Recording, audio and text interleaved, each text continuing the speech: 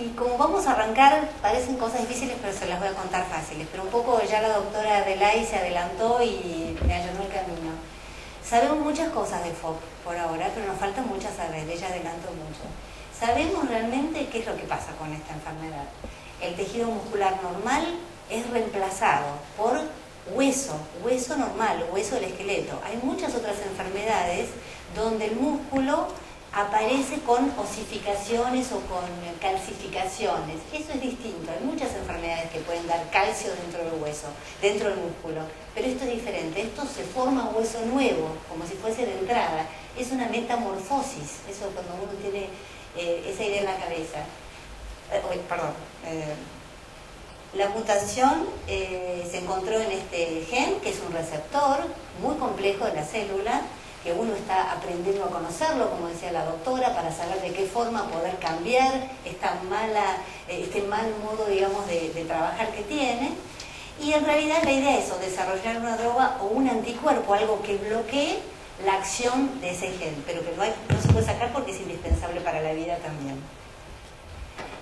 Esto le pregunté a Moira si lo ponía o no lo ponía, pero bueno, puede llegar a ser complicado, pero vamos a hacerlo un poco más fácil para saber qué armas tenemos en este momento para poder trabajar y por ahí poder minimizar todos los efectos que tiene esta enfermedad.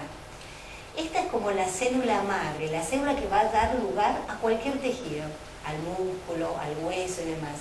Esta célula, para que actúe, necesita de muchas cosas. ¿Qué necesita? Necesita de un ambiente, y este ambiente muchas veces tiene que ver con la cantidad de oxígeno que hay en esa célula, con, por ejemplo, el pH, si es ácido o no es ácido, que tiene que ver con reacciones químicas, que muchos le interesan, pero que para esta célula es importante. Por otro lado, se tiene que activar. Hay células que están siempre activadas, como estas, por ejemplo, pero a veces se necesitan vías de activación y vías de inactivación. Y también lo que vemos en FOP, que a veces esta célula se despierta sola o está encendida siempre, o a veces necesita de un estímulo de afuera que la hace despertar, como puede ser la gripe, como puede ser una caída, como puede ser infinidad de cosas, ¿sí? Entonces, una de las cosas que uno puede pensar es, si necesita este desencadenante para que se active, uno podría intentar bloquear el desencadenante, ¿no es cierto? Como intento de tratamiento al menos, o como tratamiento sintomático.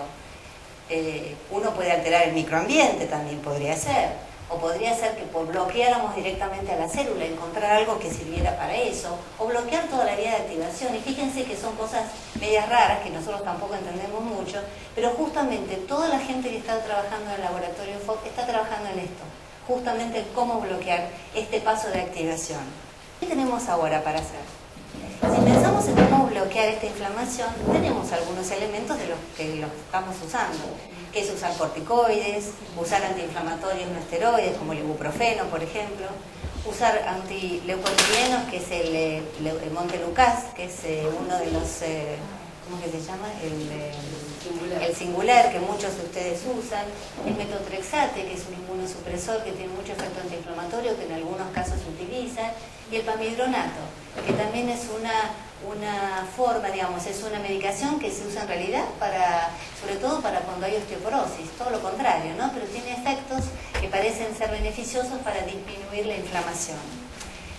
Y también, ¿qué hacemos si uno pensaría en bloquear un poco las células, las vías de activación? Aparentemente hay algunos estudios que dicen que el pamidronato, si uno lo da cada tantos meses, puede llegar a bloquear también la formación de cartílago y de vasos sanguíneos nuevos que puedan dar lugar a la formación de hueso nuevo. Todo esto con signos de interrogación. ¿Por qué? Son en algunos casos, no en todos.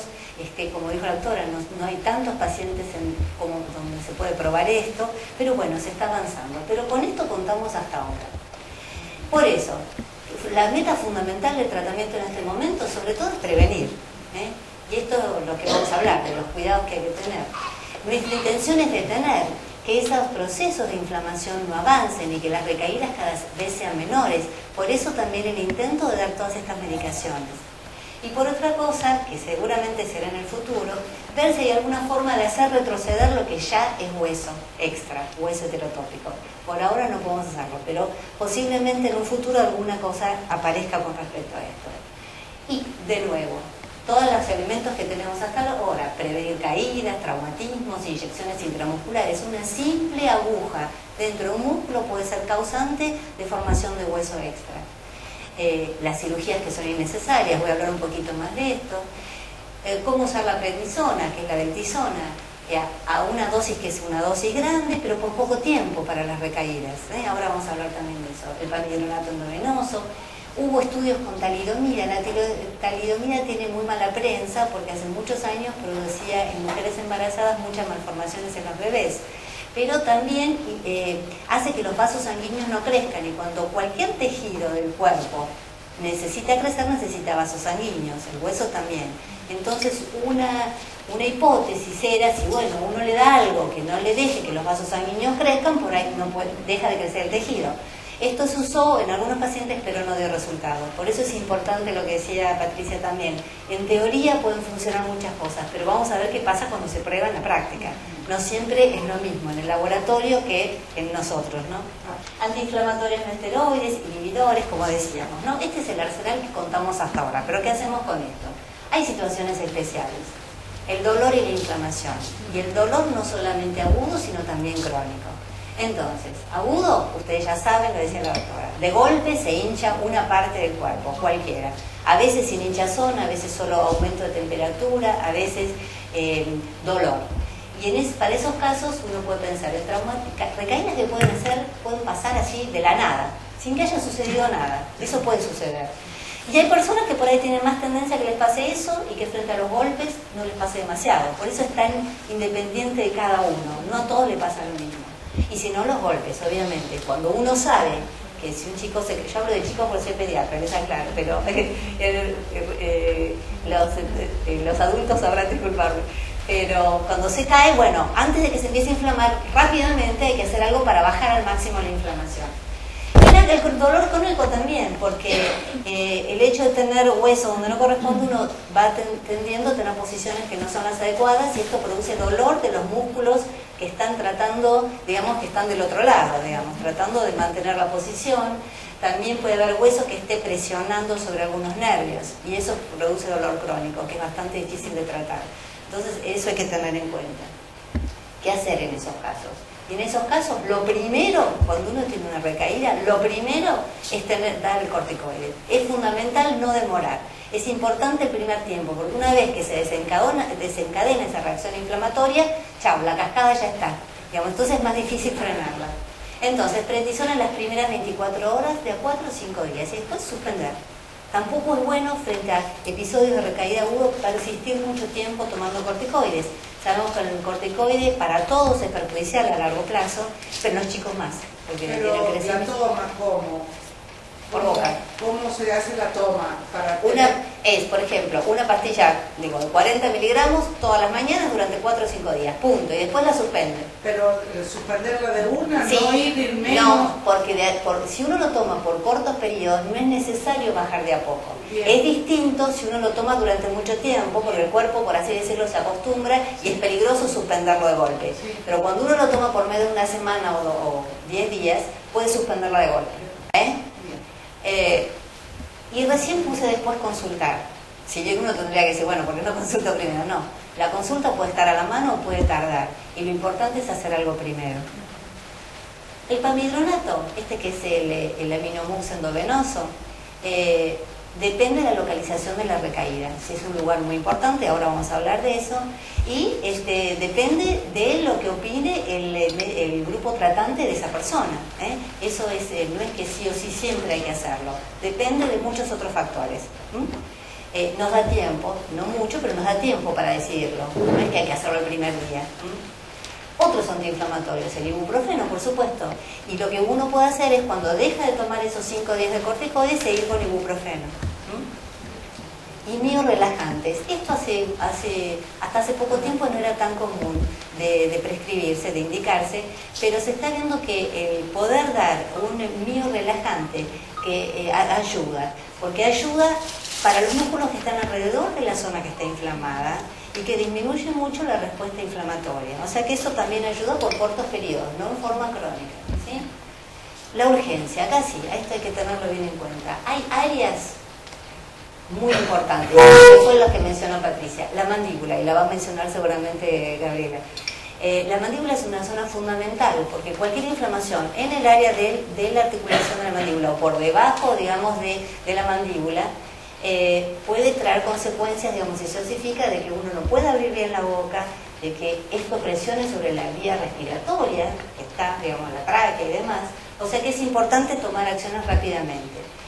También la cadera y articulaciones grandes que si se osifican rápidamente, digamos, haga que se pierda la función, ¿no? Y las cirugías, si bien uno sabe que los pacientes con FOP no se tienen que operar, los pacientes con FOP tienen todo lo que puede tener cualquier otra persona sin FOP.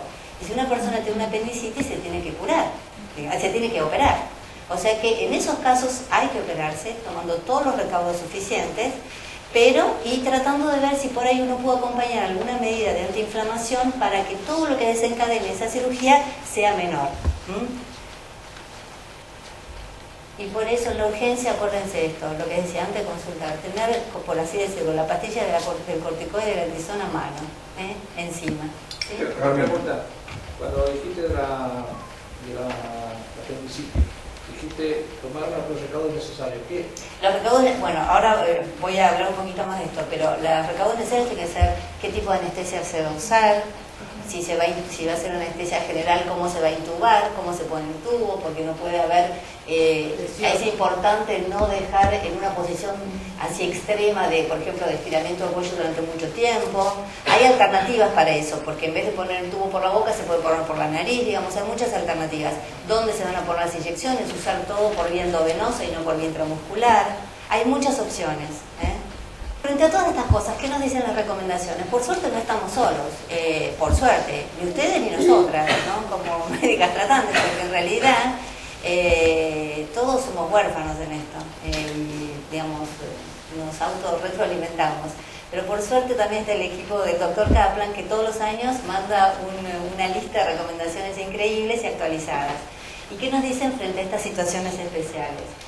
Y lo que dice siempre también el Dr. Kaplan, frente a una situación yo tengo que pensar como médico, bueno, ¿yo qué haría si esta persona no tuviese FOP? ¿Qué tendría que hacer? Entonces, eso es lo que tengo que hacer, salvo que alguna de esas cosas que yo tenga que hacer produzca algún trastorno. Entonces tengo que variarla, tengo que hacer algún cambio. Y estas son algunas de las cosas, vamos a ver algunas. La cirugía ya habíamos hablado, por supuesto, evitarlas innecesarias. ¿Cuáles son? Y bueno, en la época del diagnóstico, en la etapa esa temprana, evitar las biopsias. Porque es cierto, muchas veces, o una inyección a un lado, una biopsia a un lado, no hace nada en ese sitio, pero desencadena una recaída en otro lado. Y eso es así también con las cirugías. Por ahí no te hace nada en el lugar que te operaron, pero te lo hacen en otro lado. O sea que eso es así, bueno, tratamientos odontológicos no me entiendo porque va Gabriela. Anestesia, es lo que le decía. Si es un paciente que tiene una anestesia prolongada, digamos, ojo con que se intuba, digamos, el tipo de inyecciones y demás. Vacunas. Todos los chicos, nosotros como pediatras, vacunas con inyecciones y demás. Vacunas. Todos los chicos, nosotros como pediatras, vacunas.